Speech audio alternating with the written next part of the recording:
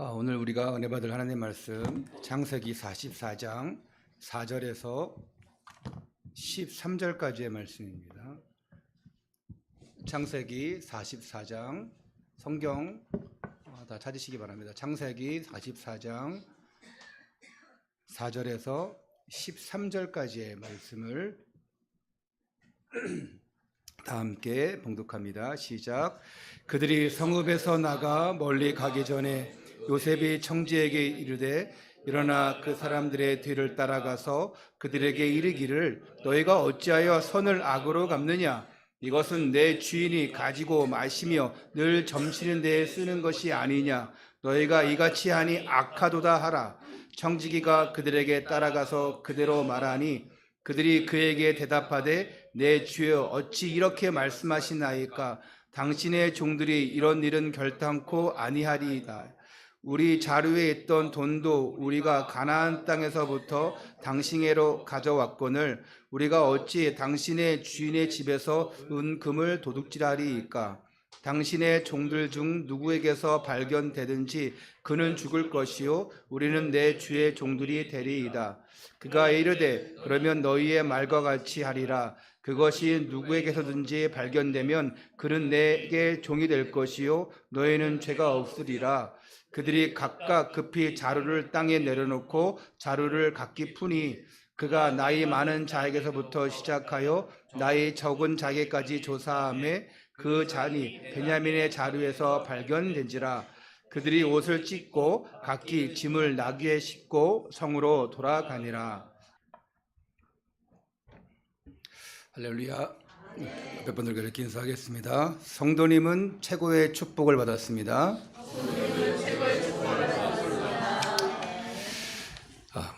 다시 한번 인사합시다. 하나님 앞에서 예배드립시다. 하나님 앞에서 예배드립시다. 우리는 사람 때문에 예배드리는 것이 아니고 누구 때문에 아니고 창조주 하나님, 나를 창조하시고 나를 구원하신 그 하나님의 이름을 높이기 위해서 이 시간 예배드리는 것입니다. 한번 여러분 질문해 볼게요. 예배가 여러분의 생명보다 중요합니까? 안 중요합니까? 진짜예요? 여러분의 생명보다 예배가 중요해요?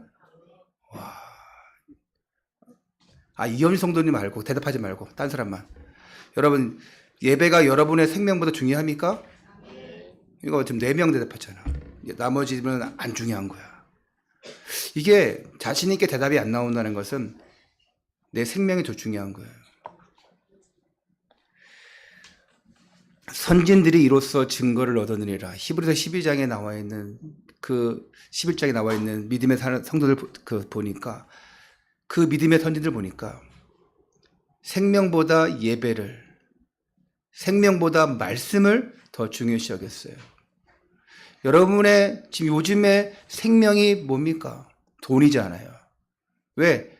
생명보다 돈을 더 사랑하고 그걸 따라가니까. 그러니까 생명 이꼴 돈이에요. 아니, 복음적 관점 봤을 때 말고 세상 관점 봤을 때 돈이 생명이에요. 그러니까 생명이 중요하냐 예배가 중요하냐, 그 말은 돈이 중요하냐 예배가 중요하냐. 물론 뭐 3명 4명 대답하지 한 것이 아니라 여러분 마음속은 다 대답하고 싶은데 새색시처럼 쑥스러워서 대답 못할 수도 있고 사춘기여서 대답 못할 수도 있고,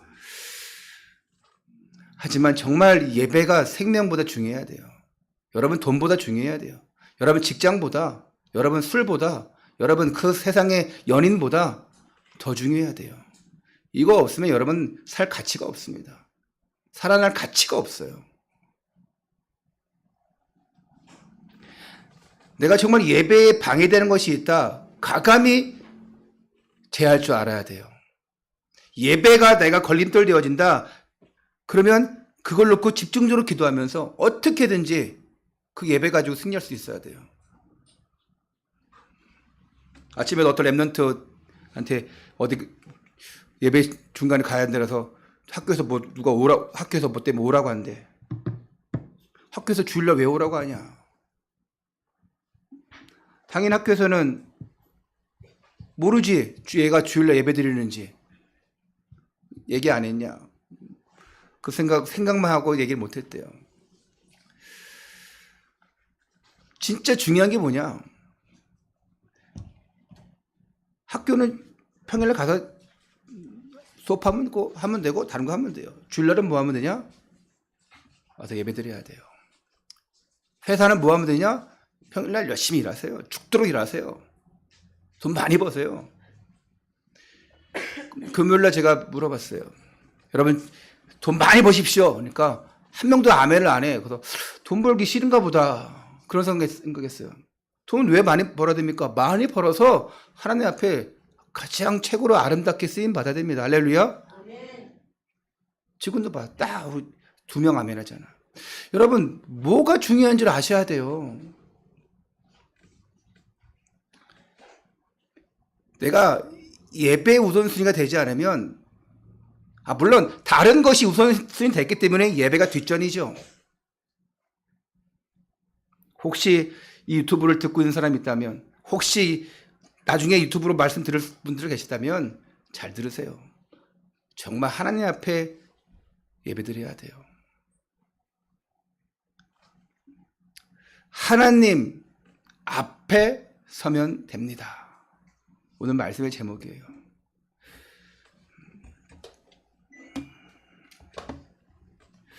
하나님 앞에 서면 됩니다. 오늘 하나님 앞에서 예배 드리시고 진정 하나님의 돌보심과 그 은혜, 그 하나님의 축복 속에 들어가시기를 주님의 이름으로 축원합니다. 우리가 지난주 한 주간 인도받았던 말씀이 예수님과 함께 즐거워하는 인생이었습니다.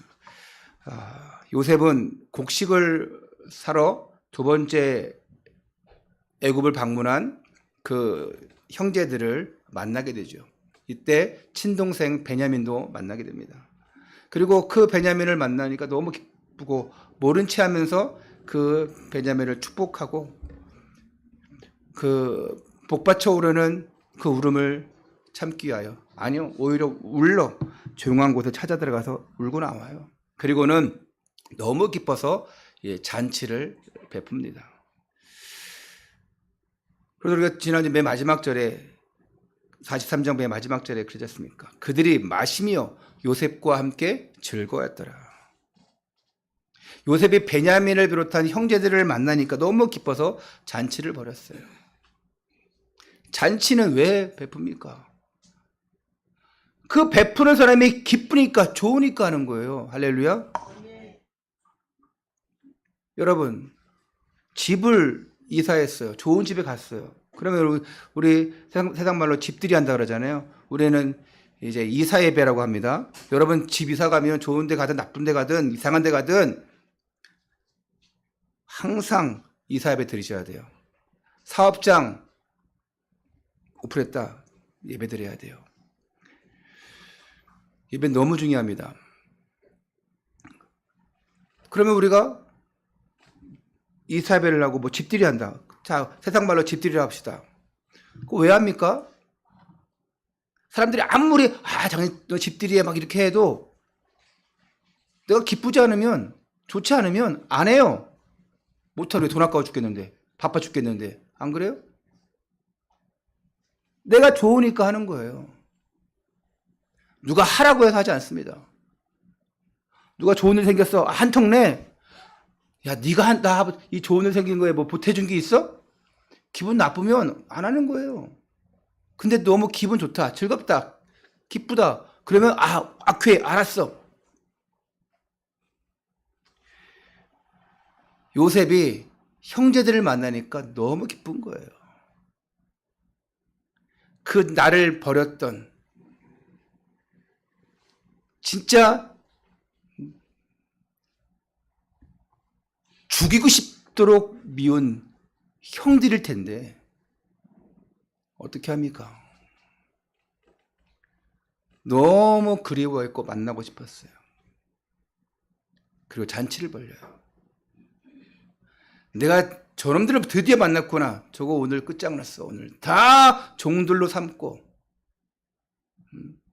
다 빼앗아 버려야지. 이게 아니에요. 너무나 기쁜 나머지 잔치를 벌입니다. 우리가 하나님을 만났을 때에 하나님은 너무나 기쁜 나머지 잔치를 베풀어 주셨어요. 너무나 기쁜 나머지 하나님 앞에 서서 그 잔치에 참여할 수 있도록 우리를 인도해 주셨어요. 그 자리가 오늘 이 예배의 자리입니다. 오늘 예배의 자리, 이 잔치의 자리에서 먹고 영의 양식을 먹고 마시고 누리고 또 정말 기뻐하는 시간 되시기를 축원합니다. 여러분, 하나님을 만나지 못하면 우리가 잔치 자리에 참여할 수가 없어요. 자격이 안 됩니다. 세상의 것을 다 얻었어도 잘났어도 화려해도 천국 잔치에 들어올 수가 없어요. 초청장 없으면 아주 그 대파티에 들어갈 수가 없습니다. 왜 자격이 안 되냐? 하나님을 떠나 있기 때문에. 뿌리 뽑힌 나무는 더 이상 열매를 맺을 수 없어요. 물을 떠난 물고기는 더 이상 살 수가 없습니다. 그것처럼 하나님을 떠난 인간은 더 이상 하나님과 함께할 수가 없고 행복을 얻을 수가 없습니다. 하나님을 모르면 어떻게 되냐? 당연한 게 마귀의 종로로 탑니다. 왜? 그 신분이 더 이상 하나님 자녀가 아니에요. 마귀의 자녀예요. 그래서 알게 모르게 그 오는 고통의 문제, 저주의 문제에 시달려요. 아니, 어떤 사람들은 야, 무슨 교회야? 필요 없어. 아이, 밤새도록 놀고 즐기고 했는데 마음이 허전해요. 뭔가 공허해요. 여러분 그런 적 없어요? 저는요 주일날 전날 밤새 놀아본 적이 없어가지고 모르겠어요. 너무 감사한 일입니다. 근데 여러분 예전을 생각해 보세요. 주일하고 상관없이 예배랑 상관없이 살았을 때에 밤새 퍼마시고 밤새 놀다가 그러면 그 다음날 속 아프죠. 아유, 내가 왜 이렇게 처먹었을까? 어떤 걸 아주 활락적인 거를 즐기고 뭐하고 그리고 뭔가 충만해야 되는데 안 해요. 허전해요. 공허해요. 왜냐? 그 영혼에 하나님이 없어요. 하나님만이 우리를 채워줄 수 있고 하나님만이 우리의 모든 부족한 곳에 하나님이 역사하는 거예요. 그렇게 행복을 찾아보겠다고 술로, 마약으로 또 한번 잘 살아보겠다고 돈을 추구하고 한번 미래를 알아보겠다고 점술인, 역술인, 무당 찾아가 또 굿도해보고 근데 이런 건 다 잠시예요. 영원하지 않습니다. 쾌락도 잠시입니다. 영원하지 않아요. 그 뒤에는 허무가 옵니다. 공허가 옵니다. 더 큰 불행이 옵니다. 결국 이렇게 살다가 그 마지막 인생은 영원한 지옥입니다. 그 하나님을 떠난 그 불신자 상태로 살다가 결국은 영원한 지옥 가는 거예요. 그러면 이 문제들을 어떻게 해결하냐? 해결한 방법은 간단해요. 창세기 3장 15절에 여자의 후손을 보내주시겠다고 약속했습니다. 여자의 후손이 뱀의 머리를 상하게 할 것이라. 즉 우리를 종로로 타게 하고 또 우리를 올가매고 저주 속에 들어가게 하는 이 약한 사탄 마귀를 예수님이 깨트려 버리겠다고 그 머리를 박살내겠다고 예언했어요. 그리고 약속대로 예수님이 오셔서 우리의 모든 문제 해결해 주셨습니다. 사탄의 머리를 박살냈어요. 하나님 만나는 길을 열어주셨어요. 그래서 예수님을 우리가 그리스도라고 합니다. 그리스도는 기름 부음 받은 자, 기름 부음 받으셔서 선지자, 제사장, 왕이 되셔서 모든 것들을 해결해 주셨어요. 그 예수님을 우리가 구주로 모시고 영접하는 순간 하나님의 자녀가 되는 거예요. 더 이상 그 죄의 그 저주 속에 매이는 것이 아니고, 더 이상 사주팔자 운명 속에 매이는 것이 아니고 영원한 하나님의 자녀로 살아가는 것입니다. 영원한 천국 백성으로 살아가는 것입니다. 너무 간단하죠. 어떻게 하면 되냐? 간단해요. 예수 그리스도를 나의 구주로, 나의 하나님으로 영접하면 됩니다. 요한복음 1장 12절에는 그 영접하는 자에게는 하나님의 자녀가 되는 권세를 주신다 했고, 로마서 10장 10절에는 마음으로 믿고 입으로 시인하면 구원에 이른다고 말씀했습니다.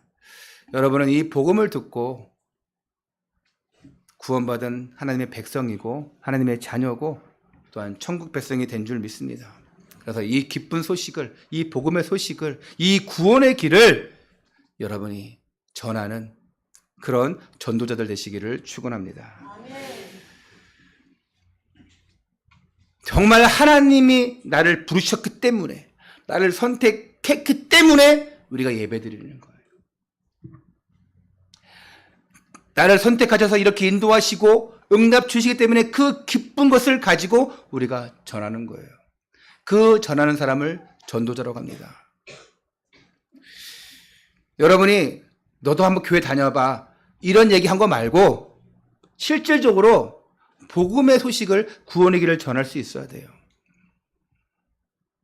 교회만 나가면 좋아, 이게 아니고 왜 예수를 믿어야 되는지, 왜 신앙생활을 해야 되는지 이 이유를 얘기해 주는, 그래서 원래 인간의 축복, 또 하나님을 떠난 자의 저주, 그 불신자 상태, 하나님을 만나기 위해서 사람들이 어떻게 노력하는지, 그래서 하나님이 어떻게 그 해결의 방법을 주셨는지, 그리고 어떻게 예수 그리스도를 모셔드릴 수 있는지, 어떻게 자녀가 될 수 있는지, 그 구원의 길을 알려주는 여러분이 되셔야 됩니다. 할렐루야. 내가 여태까지 목사님도 그렇게 하지 않아도요, 구원의 길 못 전해도요, 전도 많이 했어요. 제가 앉혀놓은 사람만 해도 10명이 넘어요. 할렐루야. 왜 아멘 한 번도 안 하시지? 다시 바꿀게요. 목사님 제가 그렇게 안 해도요, 제가 전도해서 앉혀놓은 사람이 3명이나 돼요. 할렐루야. 한 명도 아멘 안 하시네. 목사님 제가 그렇게 안 해도요, 구원의 길 못 전해도요, 제가 전도해서 앉혀놓은 사람이 2명은 돼요. 할렐루야. 그것도 아멘 안 하시네. 목사님 제가 구원의 길 몰라도요, 제가 전도해서 앉혀놓은 사람이 1명 이상은 돼요. 할렐루야. 그래도 아멘 안 하시네. 1명 전도 못 해봤어요? 목 아파라. 전도 많이 하시기 바랍니다. 특히 관계 전도가 되셔야 돼요. 관계 전도. 오늘 예배 안 나오신 분들에게 전화 한 통화만 하더라도 그것도 전도인 줄 믿습니다. 아멘을 안 하셔요. 할렐루야. 아멘. 진짜 너무 힘드네. 아멘을 좀 하셔요. 할렐루야. 아멘. 아이고 진짜 힘드네. 여기 올 더워 이렇게. 아이고. 저 에어컨 좀 낮춰봐야지. 26도 돼 있는데 왜 에어컨을 올려놨어?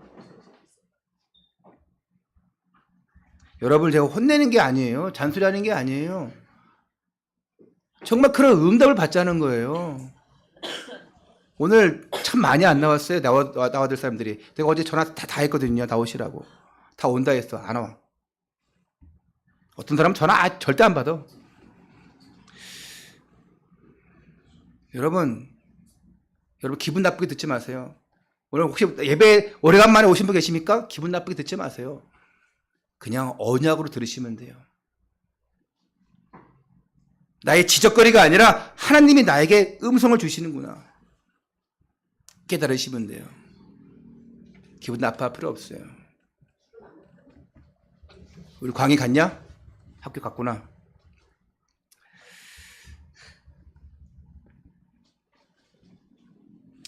정말 여러분이 예수가 그리스도라는 사실을 알면 모든 문제 해결이에요.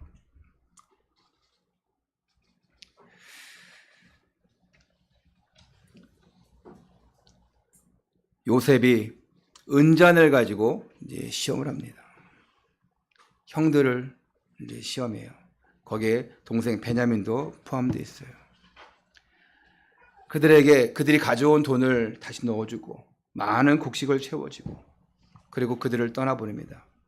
그 전에 자신의 친동생 또 12명의 막내 동생 그 베냐민의 그 곡식 자루에 자신의 은잔을 몰래 넣습니다. 여기에는 점 칠 때 쓰는 은잔이라고 하는데 이 당시에는 그게 상황이었죠. 일종의 테스트하기 위한 것인데 44장 1절에 보니까 요셉이 그의 집 청지기에게 명하여 이르되 양식을 각자의 자루에 운반할 수 있을 만큼 채우고 각자의 돈을 그 자루에 넣고 2절 3절 또 네 잔 곧 은잔을 그 청년의 자루 아기에 넣고 그 양식값 돈도 함께 넣으라 하매 그가 요셉의 명령대로 하고 아침이 밝을 때에 사람들과 그들의 나귀를 보내니라. 여기서 그 청년이 이제 베냐민이죠. 형제들이 떠난 후에 이제 요셉이 자신의 청지기에게 그러니까 자신의 수행비서죠. 그 사람에게 이렇게 얘기합니다. 쫓아가서 제가 미리 그 자루에 놓은 숨겨놓은 은잔을 찾아내라. 그러면서 어떻게 할 것이냐. 우리 4절 5절을 함께 읽도록 하겠습니다. 44장 4절 5절 시작. 그들이 성읍에서 나가 다시 4절 5절 함께 읽습니다. 시작. 그들이 성읍에서 나가 멀리 가기 전에 요셉이 청지기에게 이르되 일어나 그 사람들의 뒤를 따라가서 그들에게 이르기를 너희가 어찌하여 선악을 갚느냐 이것은 내 주인이 가지고 마시며 늘 점치는 데에 쓰는 것이 아니냐 너희가 이렇게 악하도 악하다.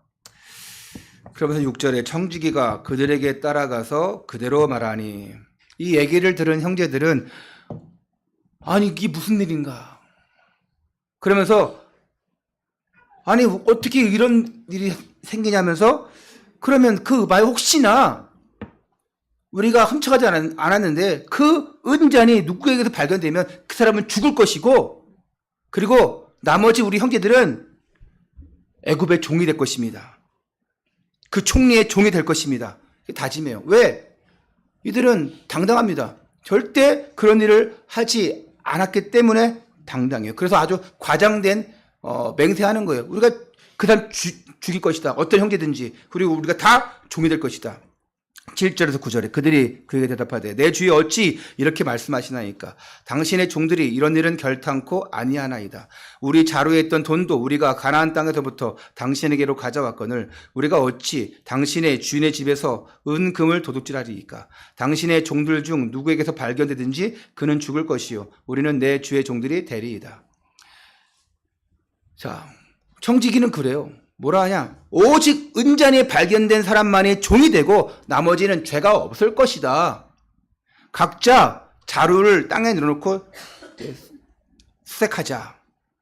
무슨 얘기예요? 은잔 나온 사람만 죽일 것이다. 종이 될 것이다.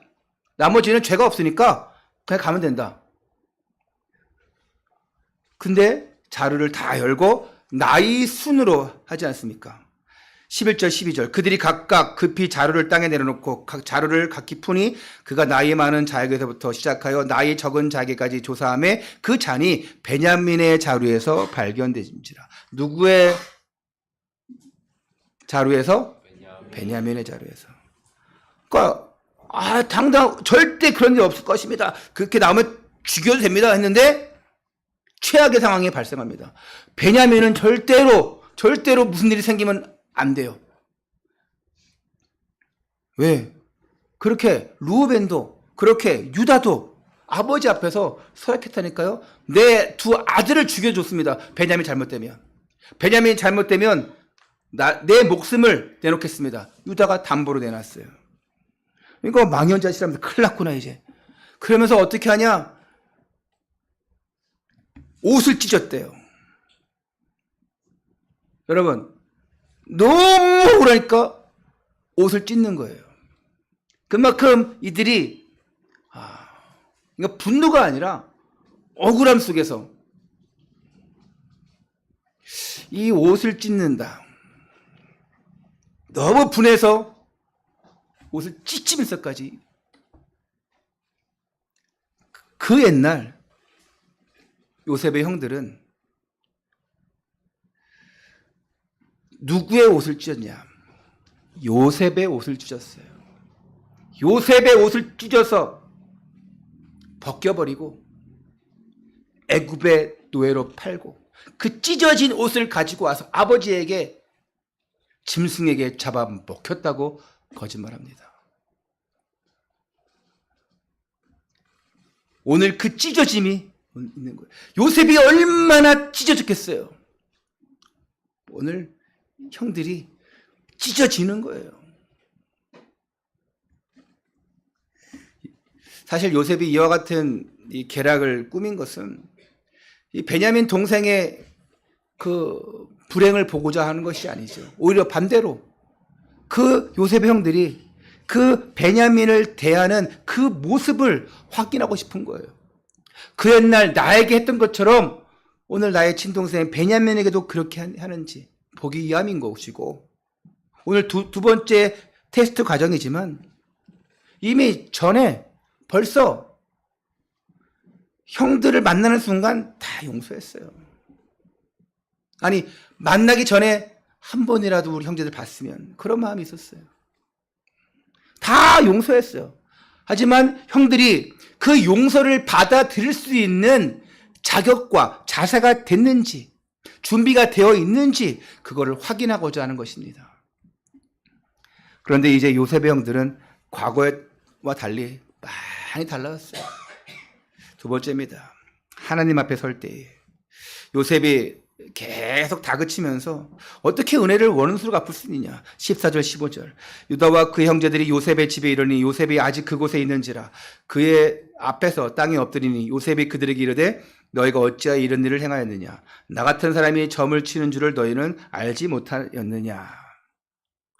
자, 요셉이 점을 친다고 했는데 실제로 그 은잔이 요셉이 점을 치는 기구는 아니었을 거예요.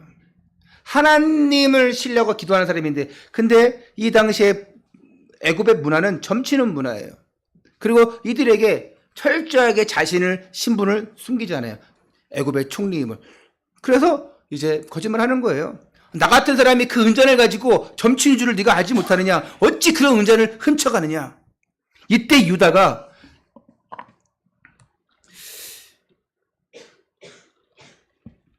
내가 이제 아버지에게, 야곱 아버지에게 결단한 거 오늘 다시 얘기해요. 우리 한번 16절을 다 같이 읽겠습니다. 시작.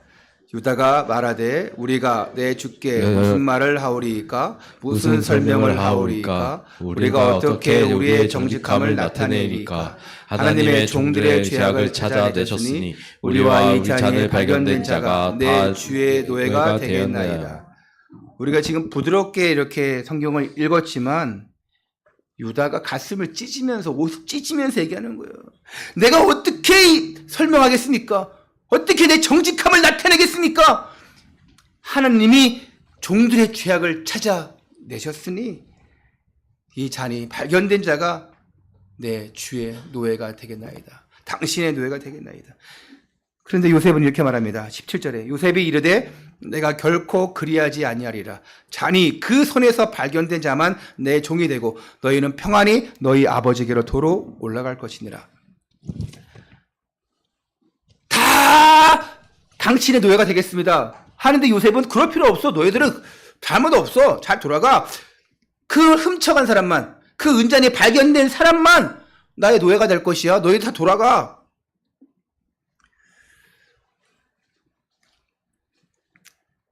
자, 지금 이들이요 이렇게 하면 돼요. 옛날처럼 그 요셉을 애굽 상인에게 판 것처럼 오늘 은잔이 가방에서 나온 베냐민만, 이래 나쁜 놈, 너 저 훔쳤구나. 저 총리의 애굽의 노예가 된 너는 넘겨주고 자신들은 그냥 고향으로 돌아오면 돼요. 그 옛날 요셉을 버렸던 그 모습처럼 요셉은 이걸 테스트하는 거예요. 이때 유다가 간절하게 또 호소해요. 그동안에 있었던 가족사를 얘기하고 또 특히 아버지에게 이 베냐민이 어떤 존재인지 얘기해 줍니다. 20절에 우리가 내 주께 아뢰되 우리에게 아버지가 있으리 노인이요 또 그가 노년에 얻은 아들 청년이 있으니 그의 형은 죽고 그의 어머니가 남긴 것은 그뿐이므로 그의 아버지가 그를 사랑하나이다 하였더니 우리 아버지가 그를 사랑한대요. 27절에 주의 종 우리 아버지가 우리에게 이르되 너희도 알거니와 내 아내가 내게 두 아들을 낳았으니 자, 내 아내가 내게 두 아들을 낳았으니 아니 꼭 아내가 한 명인 것처럼 자녀가 두 명인 것처럼 얘기하고 있어요. 야곱은요 처가 4명이었어요. 자식이 총 12명이에요. 그런데도 불구하고 내 아내가 두 아들 낳았으니 거짓말하는 겁니까? 아닙니다. 야곱이 사랑했던 아내는 한 명밖에 없었어요. 라헬이에요. 그리고 그 사랑하는 여인에게서 낳은 자녀 이 요셉과 베냐민이 가장 사랑하는 존재였어요. 그 옛날에는 그 형들이 그 내용을 알고 얼마나 시기하고 요셉을 미워했어요. 자, 그러면 지금도 이들이 안 변했다면 베냐민 미워해야 돼요. 베냐민 시기해야 돼요. 근데 뭐라고 해요?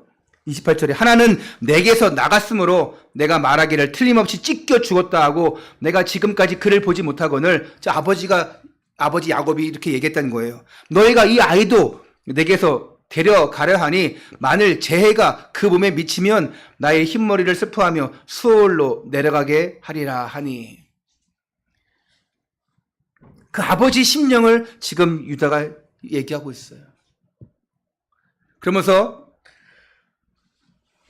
이제 그 베냐민을 대신해서 내가 종이 될 것을 호소합니다.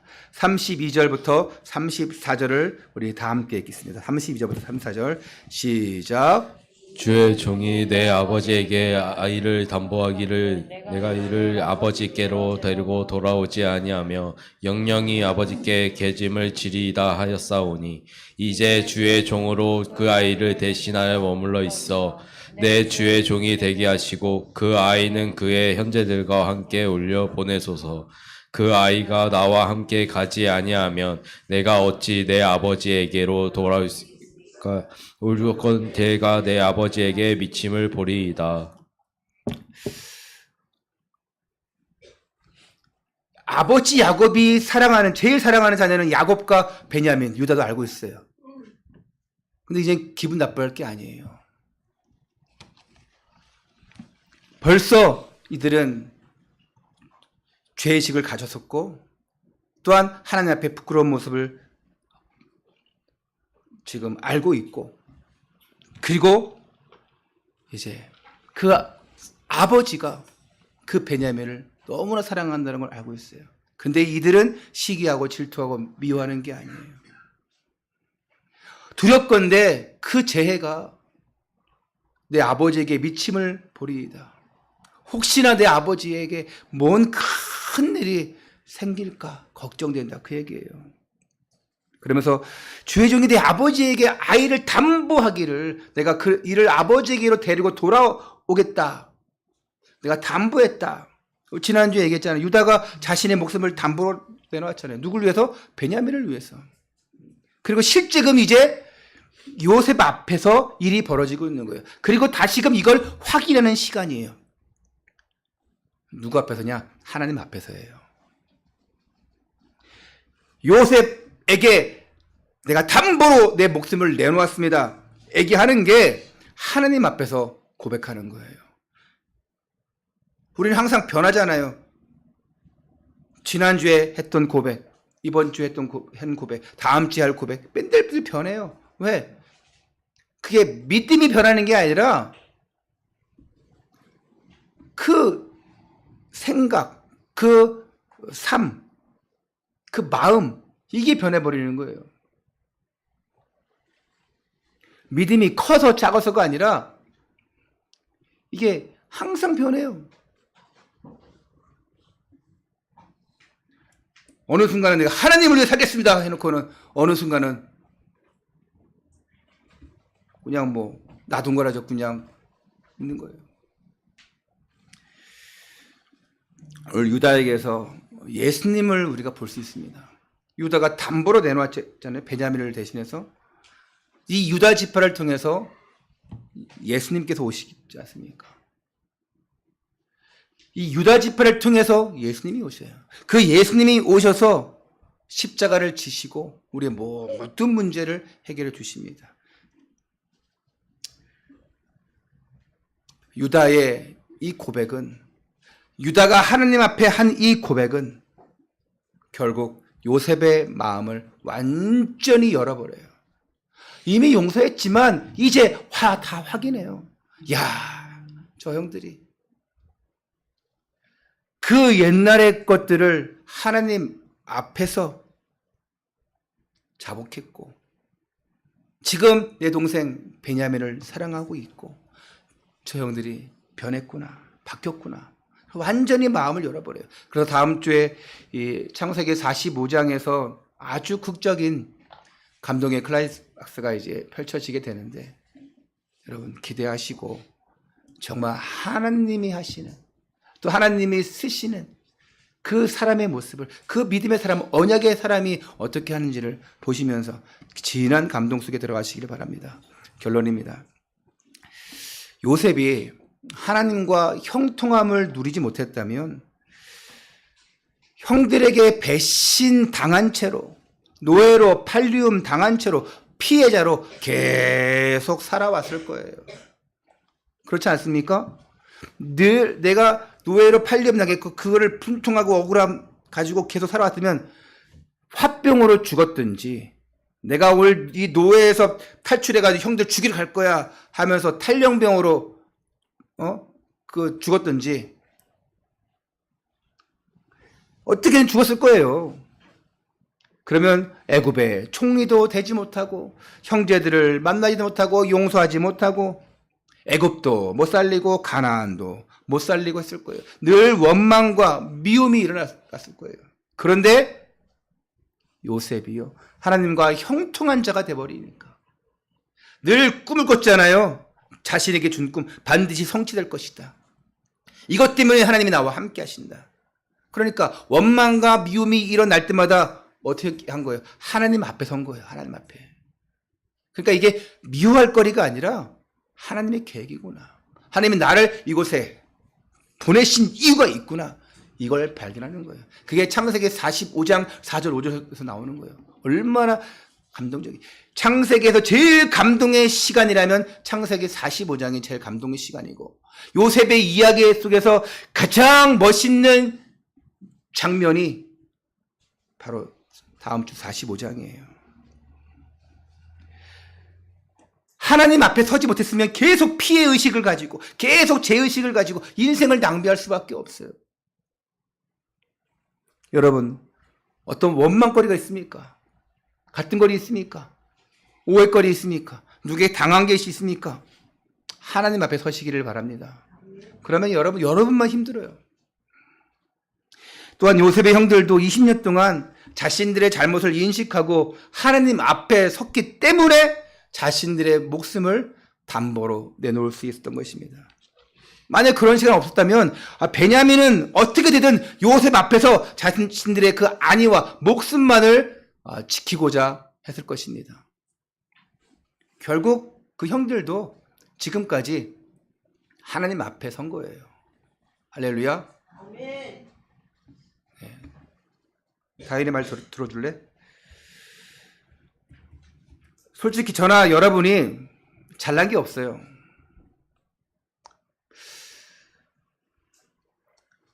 잘난 것 육신적으로 봤을 때는 없어요. 근데 왜 잘났냐? 육신적으로 봤을 때는 아무것도 없어요. 아니, 여러분이 어떤 회사의 사장이고 국회의원이고 이게 중요한 것이 아니라 그 사람도 잘난 게 아니에요. 하나님 앞에서는. 근데 우리가 왜 잘났냐? 하나님을 만났기 때문에. 하나님을 만나지 않았으면 우리는 썩어 빠질 인생이고요, 영원한 멸망 가운데 들어갈 인생이고요, 정말 가치 없는 인생이에요. 이거 모르고 사람들이 살아가는 거예요. 정말 잘나지 않은 인생을 하나님이 우리에게 찾아오셔서 그 인생을 우리를 변화시켰어요. 나 같은 여러분 같은 사람을 살리려고 예수님이 십자가에 죽으신 거예요. 믿으십니까? 이게 믿어지지 않으면, 이게 아멘되지 않으면 여러분 하나님과 아무 상관이 없어요. 하나님의 사랑을 받을 만한 자격이 안 되는 거예요. 하나님의 응답을 받을 만한 자격이 안 되는 거예요. 하나님이 나를 살리려고 십자가에서 죽으셨다. 믿으십니까? 이게 안 믿어지면 아무 자격 없습니다. 그 사람은 종교인이에요. 교회 다녀도 구원 못 받은 거예요. 교회 다녀도 그냥 교회만 다니는 거예요. 아무런 자격이 없는데 그럼에도 불구하고 일방적으로 감당할 수 없는 그 하나님의 사랑과 그 은혜와 축복을 우리가 지금 받고 있는 것입니다. 그게 은혜예요. 아무 가치 없는 나를 하나님이 부르셨어요. 그게 은혜예요.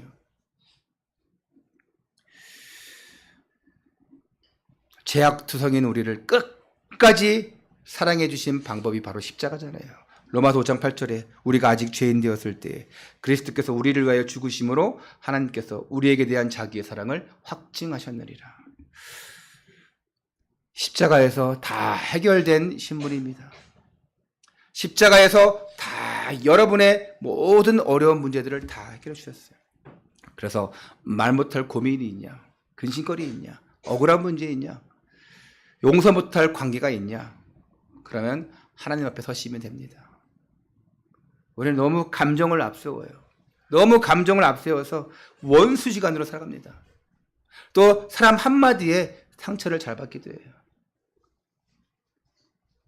뭐 그분이 또 올지 안 올지 모르겠지만 지난주에 뭐 전화 와서 왔던 그 분 이제 어제 전화를 통화하면서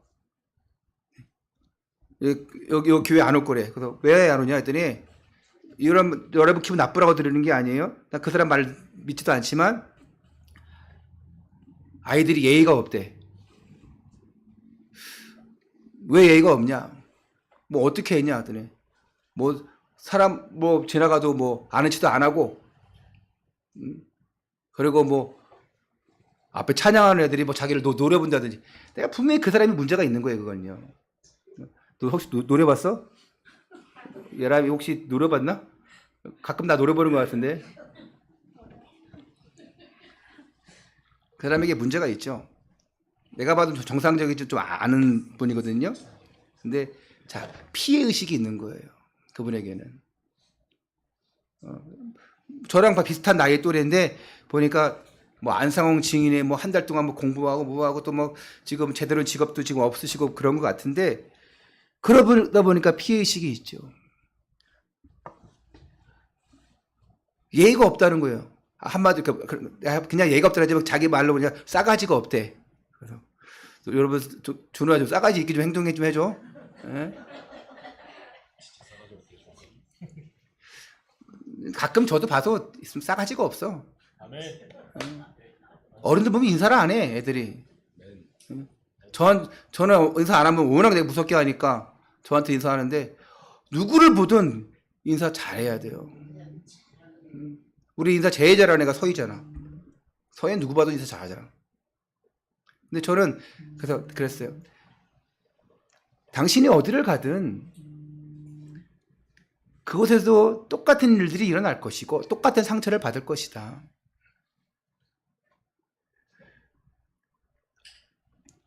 그 아이들이 문제가 아니라 당신이 마음에 어려운 문제나 혹시 다른 것이 있지 않나 잘 봐라.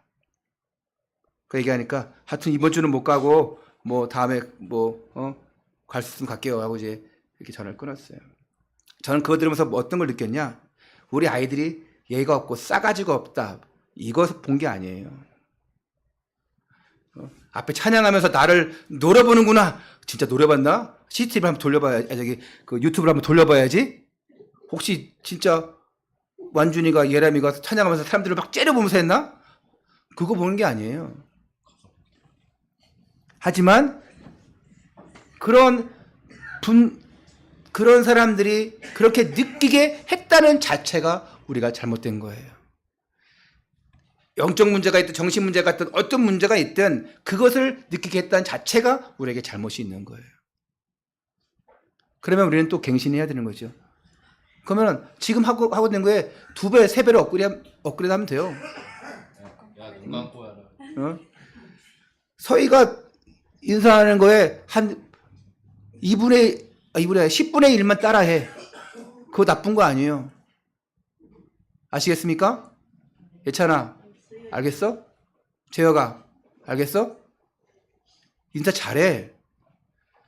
인사만 잘해도요, 돈 생겨요. 할렐루야. 애들이 그렇게 경험을 안 해봤으니까, 그러니까 싸가지 없다는 얘기를 듣지. 왜 처음 교회 왔던 사람한테 싸가지 없다는 얘기를, 그런 막말을 내가 들어야 돼요. 기분 엄청 나빴어요. 나쁘지만 그래도 정중하게 내가 대해주고 전화를 끊었지만 속으로는 기분 엄청 나빴어요. 여러분, 누가 내 자식한테 와가지고 그 장신 자식 싸가지 없어요 막 이렇게 예의 없어요. 들어봐요. 여러분 기분 좋습니까? 안 좋아요. 속으로는 니나 잘해 하고 싶은데 언제 또 올지 모르니까. 그것도 뭐 예배를 오고 하는 중요한 게 아니라 괜히 한 영혼이 실족하면 안 되니까. 그래서 목회자의 마음이 저기 썩어 문드러진다니까요. 기분 나빠도 기분 나쁜 얘기 못하고 화도 못 내고 그냥. 그래서 내가 요 애들한테 화내는 거야. 영안에 있다가 한번 끝나보자. 내가 화 좀 받아줘. 알았어? 샌드백 여기까지 좀 해줘. 여러분, 정말 복음이 아니면 살릴 수 없고 복음이 아니면 뛰어넘을 수도 없어요. 요셉이 완전 복음 속에 들어가 버리니까 뛰어넘은 거예요. 미움의 대상이 아닌 거예요. 살릴 대상인 거예요. 오늘 하나님 앞에 선 자로서, 답을 찾은 자로서 가는 곳곳마다 파수꾼의 망대를 세우시기 바랍니다. 망대 세워야 돼요. 우리 교회가 망대 돼야 돼요. 이따 오후에 메시지가 망대에 대한 메시지예요. 망대를 세우라. 망대가 되라. 그래서 우리는 생명의 망대가 돼야 돼요. 망대 하니까 잘 모르겠어요? 이번 랩넌트 대회 때도 나온 메시지고, 망대가 뭡니까? 파수 망대. 여러분 등대 있죠? 등대 생각하면 돼요. 등대를 보고 배들이 지나갑니다. 아, 여기 육지가 있구나. 위험하구나. 파수 망대를 보고 저기 성이 있구나. 찾아오기도 하고, 또 그 파수 망대에서 이제 낮에는 멀리 보면서 적군이 오는지, 또 밤에는 멀리 망원경은 없지만 눈 2.5 시력까지는 그 파수꾼들이 쫙 보면서 적들이 오는지 아닌지, 오면은 바로 우리 아군들에게 깃발을 흔들든지 횃불을 던지든지 불화살을 쏘든지 해서 알려주는 거예요. 그게 망대 역할입니다. 그게 파수꾼의 역할이에요. 하나님 앞에 선 자, 답을 얻은 자, 여러분이 그런 생명의 망대를, 그런 전도와 선교의 망대를 세우는 자들이 되시기를 주 예수 그리스도 이름으로 축원합니다. 기도하겠습니다.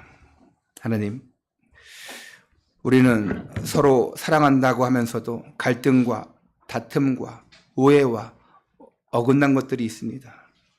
사람 앞에서는 늘 잘하려고 하는데 하나님 앞에서는 너무나 엉망입니다.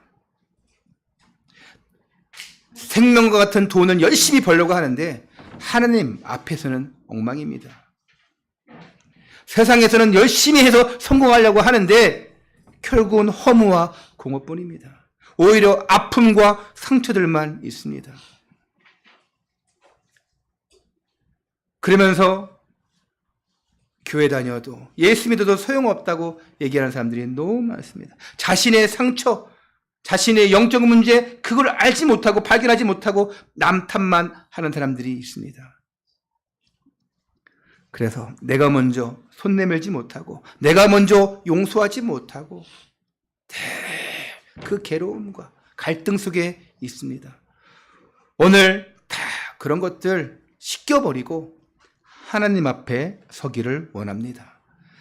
하나님 앞에 설 때에 모든 원망과 미움과 다툼과 갈등, 상처들이 해결받고 씻음받는 은혜가 있게 하여 주옵소서.